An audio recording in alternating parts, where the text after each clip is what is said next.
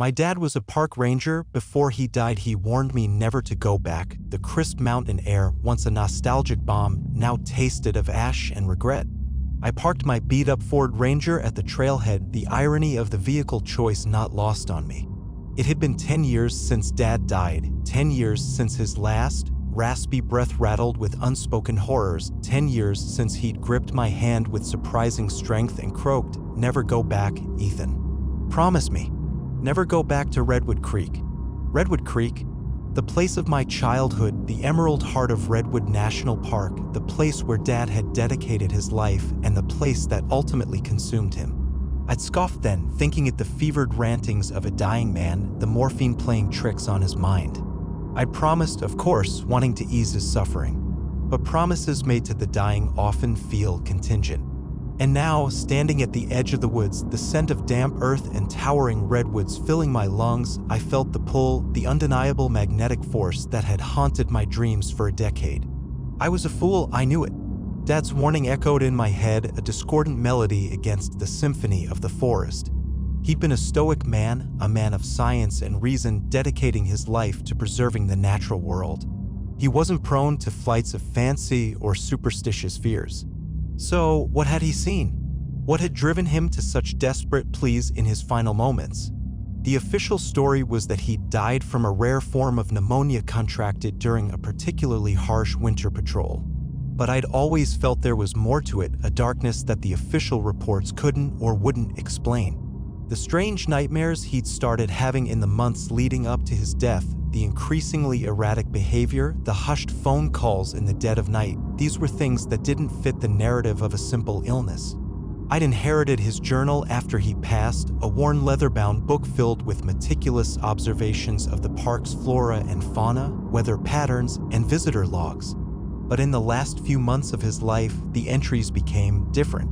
They spoke of unsettling anomalies, animal carcasses arranged in strange patterns, unnaturally silent stretches of forest, a feeling of being watched even when alone. He'd started using words like malevolent presence and unnatural stillness. The scientific detachment had crumbled, replaced by a growing sense of dread. And then there were the drawings.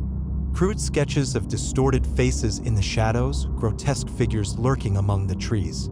These weren't the work of a park ranger documenting wildlife. These were the expressions of a man haunted by something unspeakable. I told myself I was here for closure, to understand what had happened to my father, to finally put the pieces of the puzzle together. But deep down, I knew it was more than that. It was a morbid curiosity, a desperate need to confront the darkness that had consumed him, even if it meant facing the same fate. I adjusted my backpack, the weight of it a comforting reminder of the supplies I'd brought. A tent, sleeping bag, food, water, a first aid kit, a map, a compass, and, most importantly, Dad's journal. I also carried a pistol. Dad had always vehemently opposed firearms in the park, believing they disrupted the natural balance. But I wasn't Dad, and I had a feeling I was going to need it.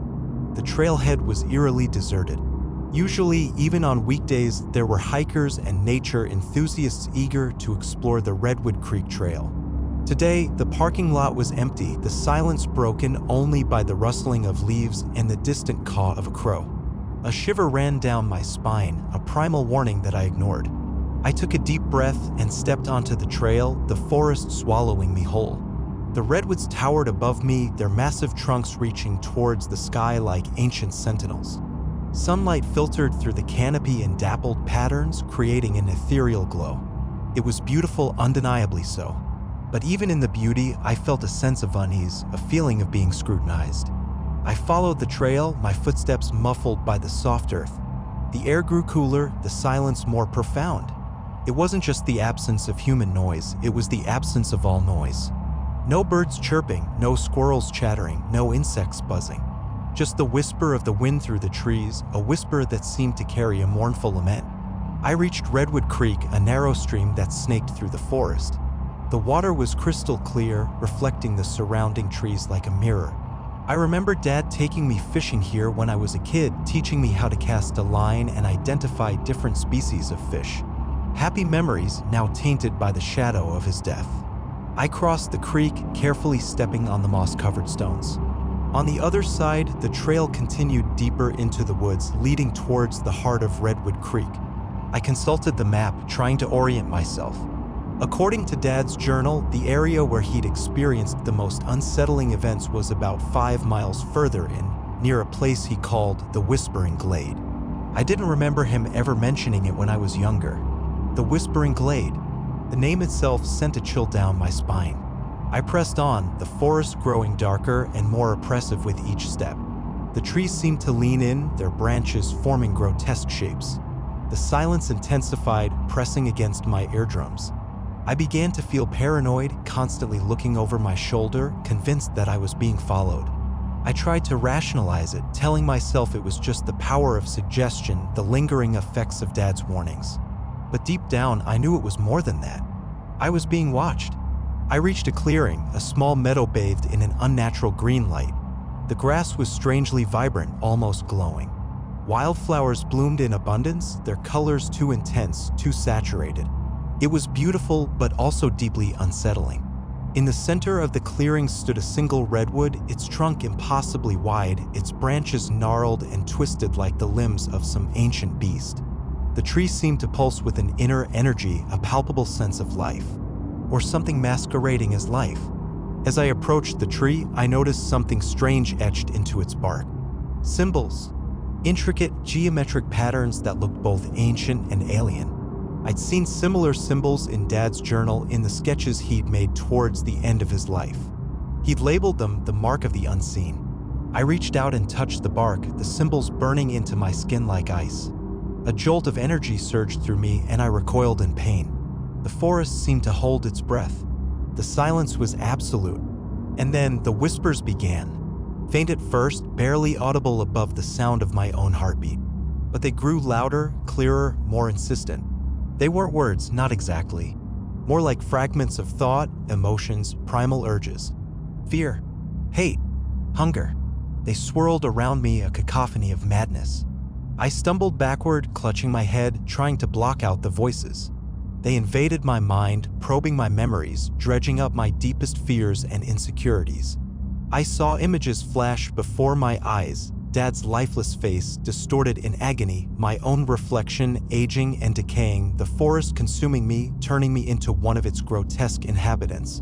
I sank to my knees, overwhelmed by the onslaught of psychic energy. The whispers intensified, coalescing into a single, coherent voice. It spoke directly into my mind, its tone cold and devoid of emotion. "Welcome home, Ethan." I screamed, a primal cry of terror and despair. I scrambled to my feet and fled, crashing through the undergrowth, desperate to escape the clearing. The whispers followed me, relentless, mocking. I didn't know where I was going, only that I had to get away. I ran until my lungs burned, my legs ached, my vision blurred. Finally, I collapsed at the base of a redwood, gasping for air. The whispers faded, replaced by the sound of my own ragged breathing. I looked around, trying to get my bearings. I was lost, disoriented, completely alone. The forest seemed to press in on me, its shadows alive with unseen horrors. I pulled out Dad's journal, hoping to find some clue, some explanation for what was happening. I flipped through the pages, my hands trembling. I stopped at one of the last entries, a frantic scrawl that seemed to have been written in a state of near panic. "They're here. They've always been here. Watching. Waiting. They feed on fear, on despair. The forest is their vessel, their gateway. The Whispering Glade. It's a nexus point, a place where the veil is thin. We must never let them cross over. Never." The words swam before my eyes, confirming my worst fears. Dad hadn't just died of pneumonia. He'd been battling something far more sinister, something that resided in the heart of Redwood Creek, something ancient and malevolent. I closed the journal, my mind reeling.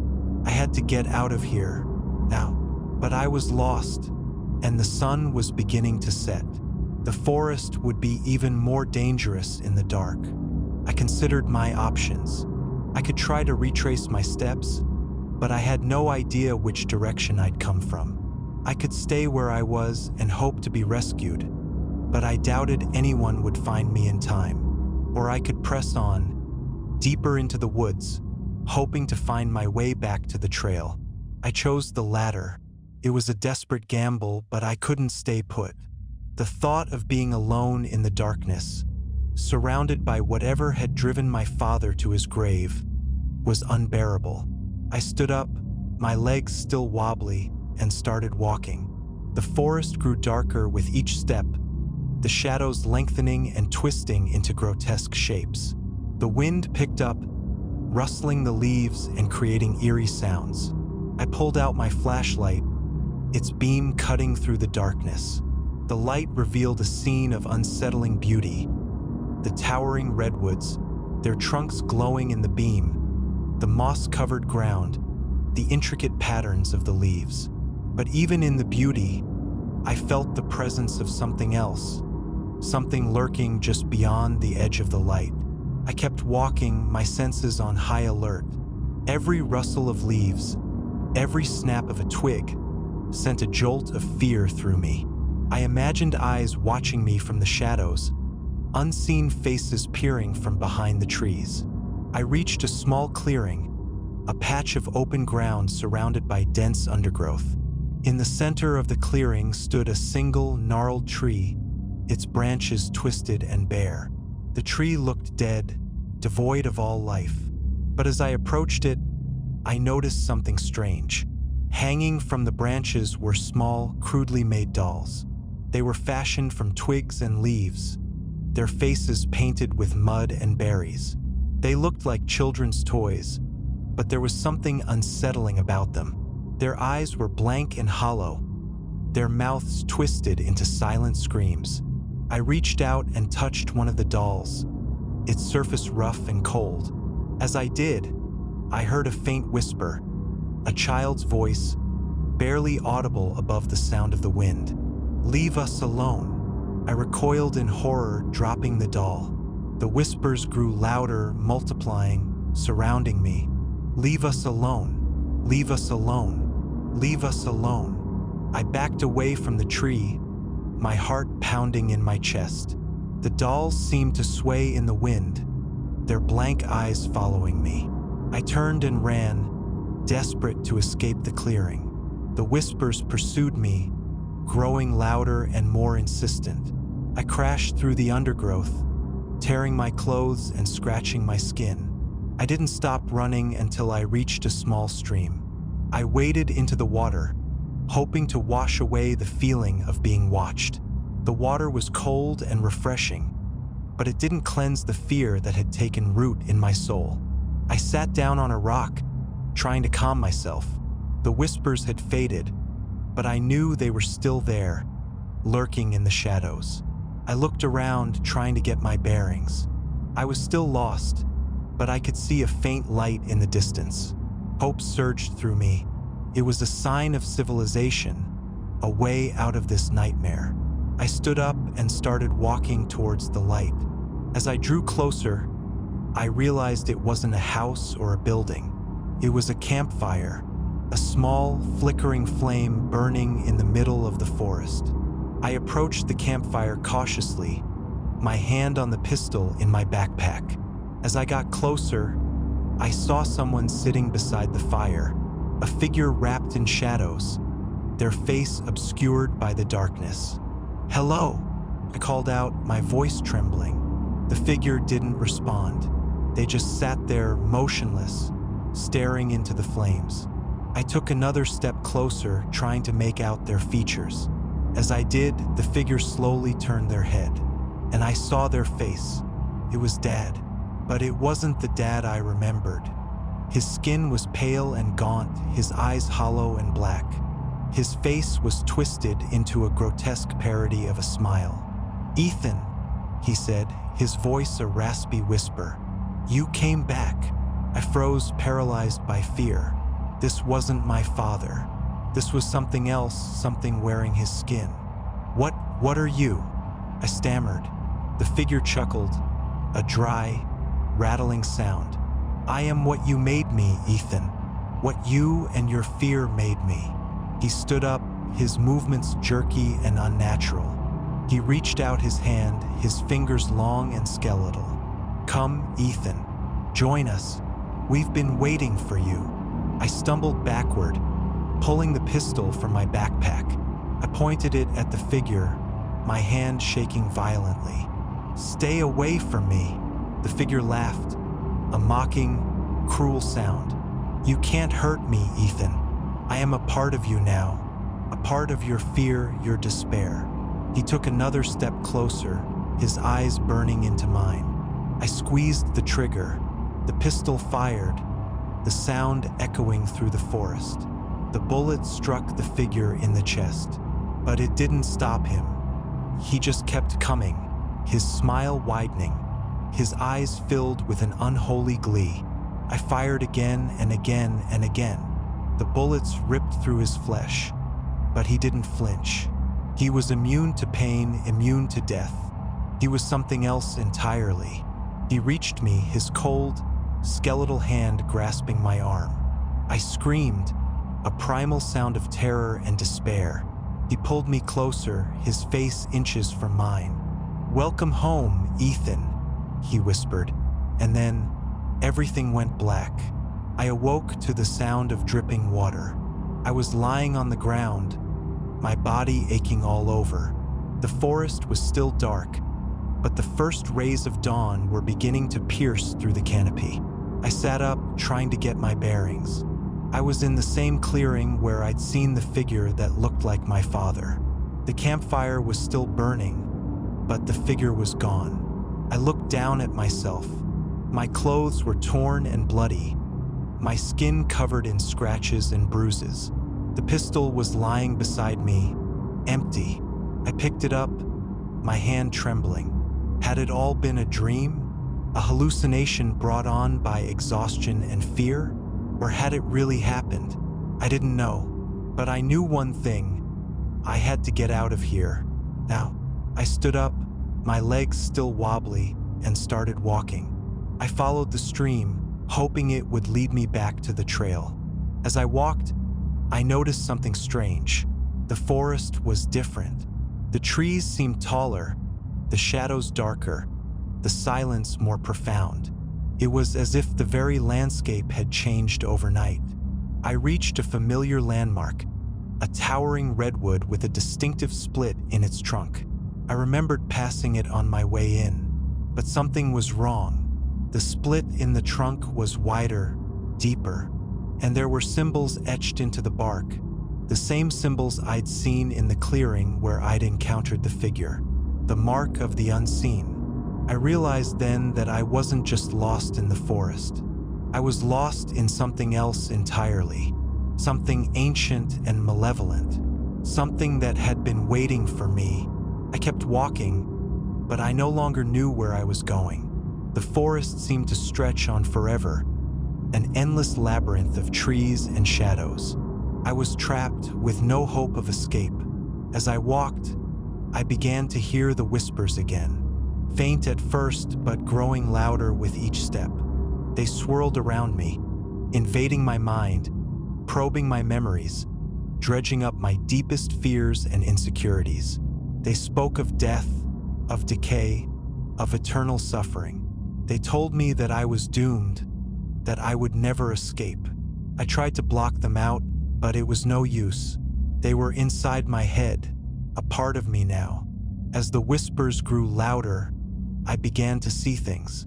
Visions of grotesque creatures lurking in the shadows, of distorted faces peering from behind the trees.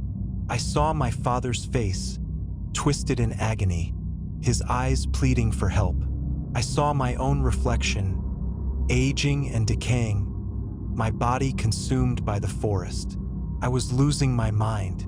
I couldn't tell what was real and what was a hallucination. I stumbled and fell, landing on the muddy ground. I lay there, unable to move, paralyzed by fear. The whispers intensified, coalescing into a single, coherent voice.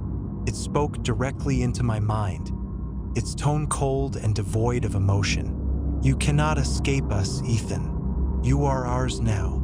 I closed my eyes, surrendering to the darkness. I was ready to die. But then I remembered something. Dad's journal. He'd written about ways to fight back, about rituals and incantations that could ward off the evil that lurked in the forest.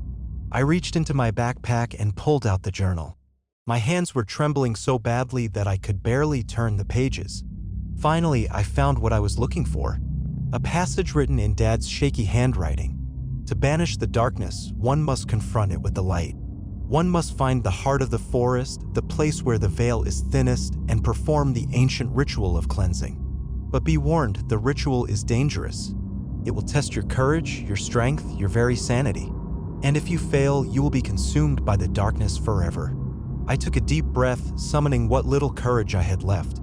I stood up, my legs still wobbly, and started walking. I followed the instructions in the journal, searching for the heart of the forest. It was a perilous journey fraught with danger and terror. I encountered grotesque creatures, faced unspeakable horrors, and battled the whispers that sought to drive me mad. But I persevered, driven by the memory of my father and the hope of banishing the darkness that had consumed him. Finally, I reached my destination. The Whispering Glade. The place where I'd first encountered the whispers, the place where the veil was thinnest. The clearing was even more unsettling than I remembered. The trees were twisted and gnarled, the ground covered in a thick layer of moss. The air was heavy with a sense of dread. In the center of the clearing stood the ancient redwood, its trunk pulsating with an unholy energy. The symbols etched into its bark glowed with an eerie light. I knew this was it, the place where I had to make my stand. I opened the journal and began to read the ritual of cleansing. The words were ancient and arcane, filled with power and meaning. As I spoke them, the forest seemed to react. The wind picked up, the trees swayed, the ground trembled. The whispers intensified, trying to drown out my voice. But I kept reading, my voice growing stronger with each word. As I reached the climax of the ritual, a blinding light erupted from the redwood. The light washed over the clearing, banishing the shadows and silencing the whispers.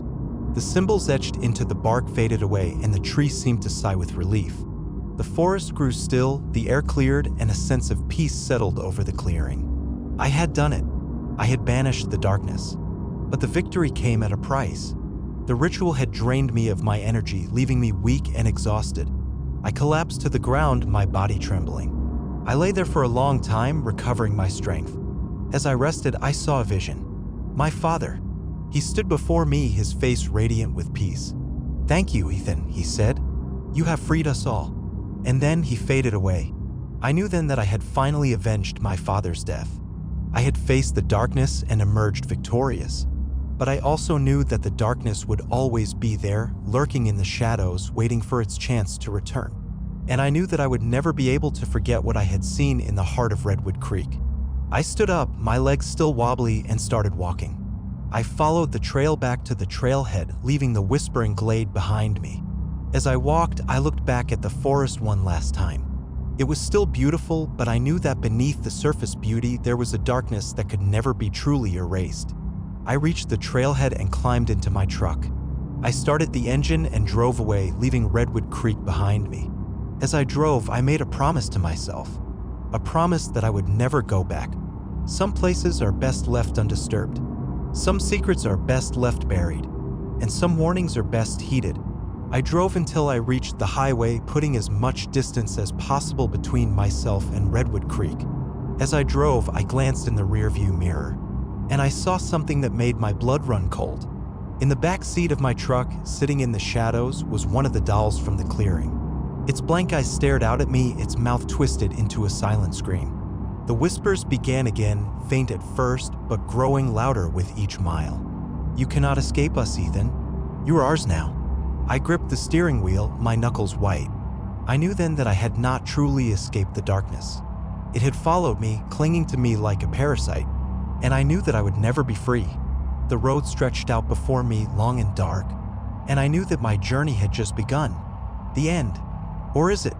That doll, it still sits there sometimes in the corner of my room. I can hear the whispers even now. They tell me I should go back, that Redwood Creek is calling me. They tell me that I belong there. And sometimes late at night, when the moon is full and the wind is howling, I almost believe them. Almost,